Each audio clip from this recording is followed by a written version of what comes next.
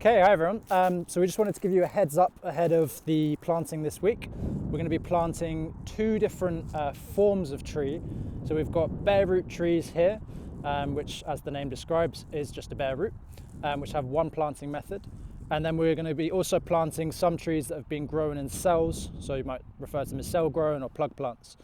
We're going to run through very briefly now how you do that, which we'll go through on the day as well, so don't worry, you don't have to remember all this, but we just want to make sure you guys have a good start for when you do come. We're joined by Danny, the farm ed tree man.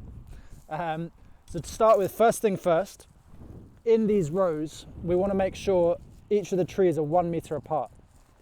We have these 90 centimeter bamboo canes. So what we're saying is 1 meter is 90 centimeters and about a welly boot to the side. Now some of you are going to have tiny feet, some will have big, but that's good enough. So where Danny's foot is now, or spade is placed, is 1 meter, and we're going to start by planting a cell grown tree. So you'll be in pairs. One of you is going to be with a spade, and you're going to, for the cell grown trees, dig out a little tranche, so a nice hole in there. We've then got some blood, fish and bone meal, which is an organic fertilizer. We might not do this on all the trees across the field, but we're just trying to show you best practice. You're then placing the cell in, and importantly, you want to make sure that you're not putting the tree in any deeper than the top of the cell. We want to make sure that the tree gets a good start and doesn't rot there as well. So Danny's then put some of the soil back around, just scraping it, and the final thing is just to make sure you've got it firm, you heel it in, and that's one tree done. So we'll do a bare root now.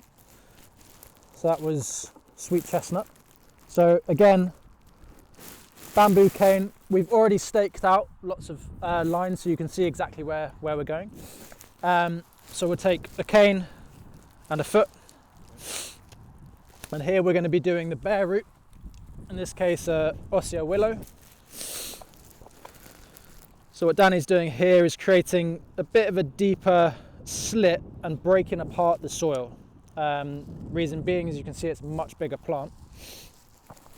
And with these, we're going to be putting a bit of the bone meal in again, and a little bit of the mycorrhizal. You'll do it after. Yeah. So tuck in the roots.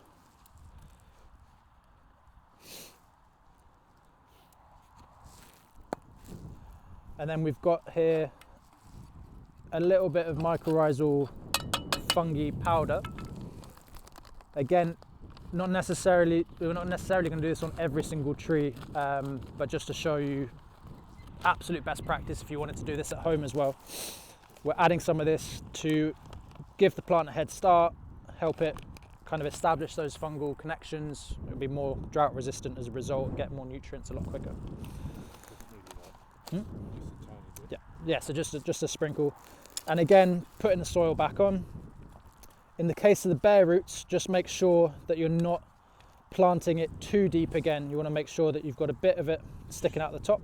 And as Danny's just done, you pull it up, give it a bit of a shake to get the roots as much soil contact as possible, and then heel it in. Once the trees are in, we need to make sure that we've got a cane in so that they're not going to get blown over, but more importantly, we're going to guard them with these plastic guards, because we've got deer, vole, hare, countless other things here that are going to try and eat it. Spiral round the tree for the first couple of turns. Okay, so yeah, as Danny's saying, we'll start by spiraling at the bottom of the tree, and after a couple of spirals round, then allow it onto the cane, and then you end up with a nicely protected tree. Now your job is to help us do that hundreds of times, all the way up as far as the eye can see, multiple lines, and at the end we're going to have this amazing demonstration of agroforestry here. So we're really excited to see you, and we'll see you starting tomorrow.